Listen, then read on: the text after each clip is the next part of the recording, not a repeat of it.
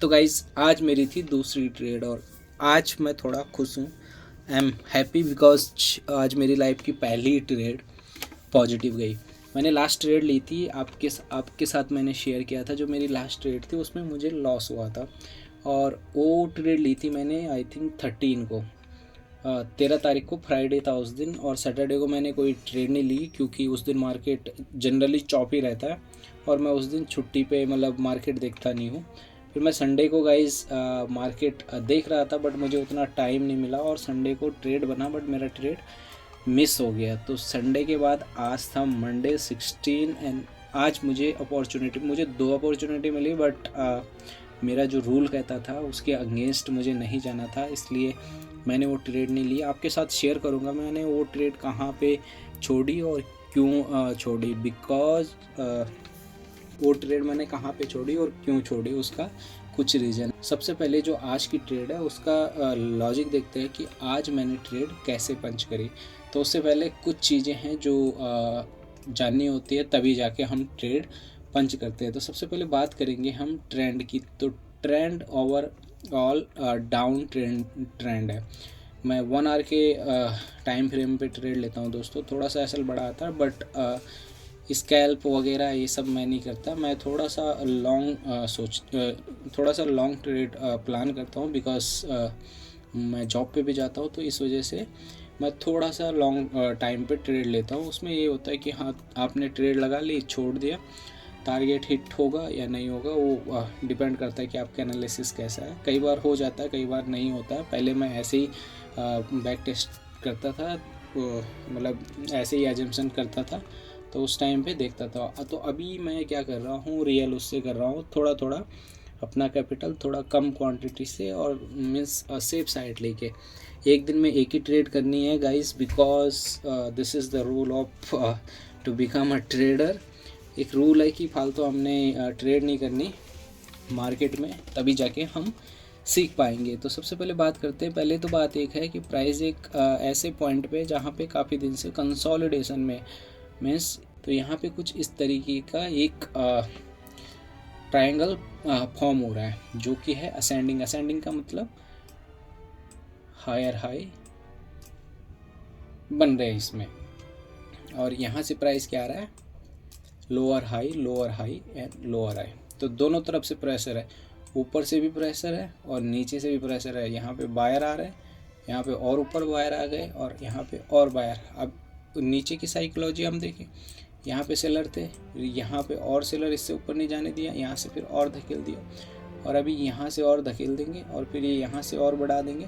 तो कुछ इस तरीके से यहाँ पे प्राइस एक्यूमुलेट हो रहा है। ये दोस्तों 1 आवर के टाइम फ्रेम पे, मैं बड़े टाइम फ्रेम पे ट्रेड करने की कोशिश कर रहा हूँ। यहाँ से अब जिधर का भी ब्रेक डाउन होगा प्राइस उधर जाएगा, इधर भी जा सकता है और अगर इसने अप साइड किया तो ऊपर भी जा सकता है। ये थोड़ा अभी मेरा हाथ सेट नहीं है तो ये सही से हो नहीं रहा है। तो दोस्तों जो मेरी पिछली ट्रेड थी उसमें मुझे लॉस हुआ जो कि मैंने शेयर किया था आपके साथ, बट आज की जो मेरी ट्रेड थी इसने मुझे प्रॉफिट दिलाया। ट्रेड जो मैंने सोचा था उसी के हिसाब से हुआ। जहाँ मैंने ट्रेड पंच मारनी थी इसमें दोस्तों मैंने कुछ भी नहीं देखा, मैंने ऑर्डर पहले ही प्लेस मार दिया था कि हाँ इस टाइम पे, और उसके लिए मैंने यूज़ किया दोस्तों एसएमसी का concept and that was the FBG. मैंने एफबीजी पे ट्रेड लिया।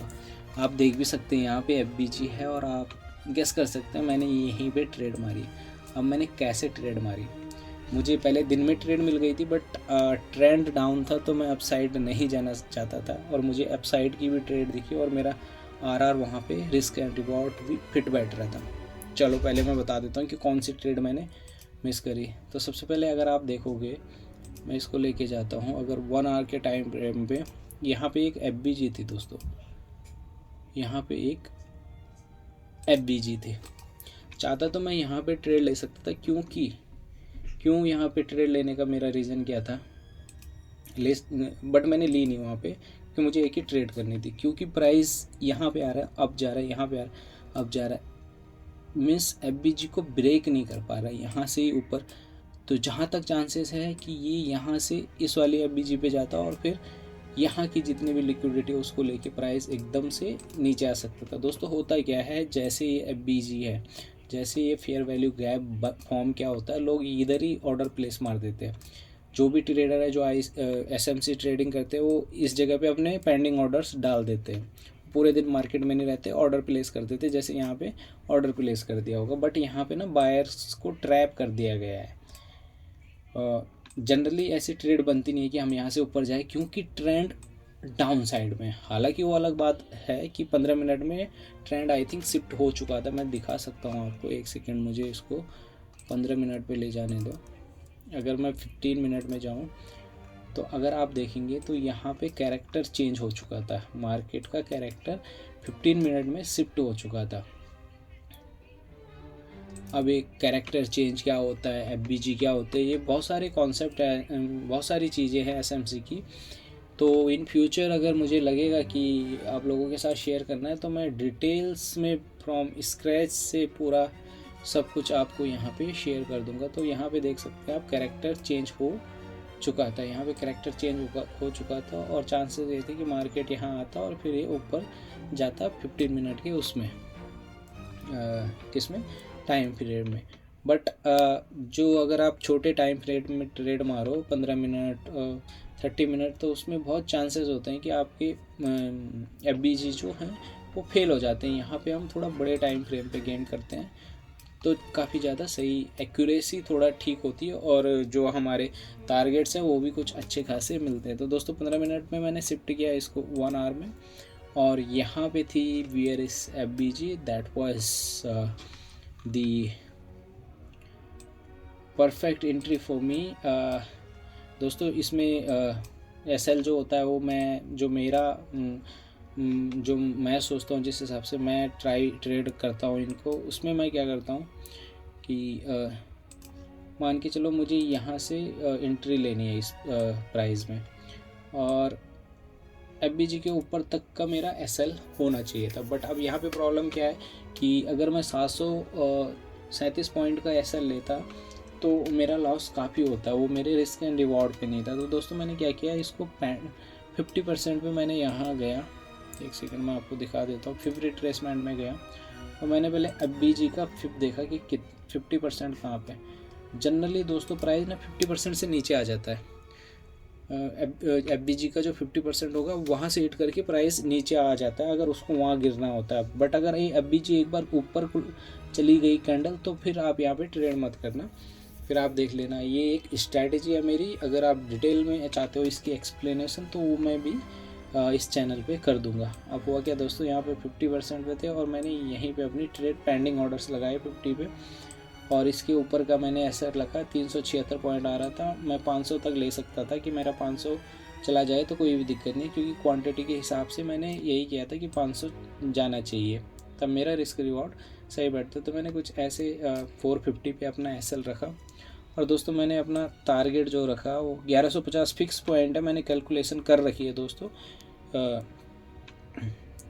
1:2 के लिए। अगर मुझे 500 का SL आ रहा है तो मुझे 1150 कैप्चर करने होते हैं। अगर मेरा 400 का आता है तो मुझे 950 पॉइंट कैप्चर करने होते हैं। अगर मेरा 300 का SL आता है तो मुझे 900 पॉइंट कैप्चर करने होते हैं। तो मैंने यहाँ पे इसको अपना फिट कर दिया था 1150 पे, ऐसे 1150-60 के करीब कुछ इस तरीके से मैंने अपना SL यहाँ पे सेट करके रखा था। दोस्तों with in a single candle 15 minute के अंदर मेरा टारगेट जो है वो हिट हो गया था। अगर आप इसको 15 मिनट पे ले जाओ, एक ही कैंडल ने मेरा टारगेट मुझे दे दिया था।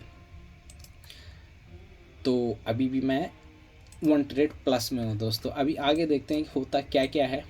अभी मैं खुश नहीं होऊंगा। पहली ट्रेड, दूसरी ट्रेड थी, पहली लॉस गई, डिमोटिवेट हुआ, और दूसरी पंच मारी है, प्रॉफिट हुआ, आई एम हैप्पी। देखते हैं आगे आगे क्या होता है। अभी भी दोस्तों मार्केट जो है डाउन साइड में ही है। अब देखते हैं कि मार्केट करता क्या है। जनरली जैसा मेरा एनालिसिस है, मुझे लगता है कि मार्केट अगर प्राइस जाएगा भी नीचे तो प्राइस को ना इससे नीचे नहीं जाना चाहिए। इसके नीचे मुझे नहीं लगता कि BTC को लोग सोच रहे हैं कि इसके नीचे प्राइस जाए, क्योंकि इसके नीचे जाएगा तो फिर काफ़ी नीचे चला जाएगा दोस्तों प्राइस। देखते हैं क्या होता है। हमें अपना ट्रेडिंग करने से मतलब है और ट्रेडिंग सीखने से मतलब है। तो ये मेरी दूसरी ट्रेड थी दोस्तों। आप बताना मेरे को कैसी रही मेरी दूसरी ट्रेड। अच्छा था, मैंने सही जगह पे एंट्री मारी या नहीं मारी, please share your view point on this, और थैंक यू सो मच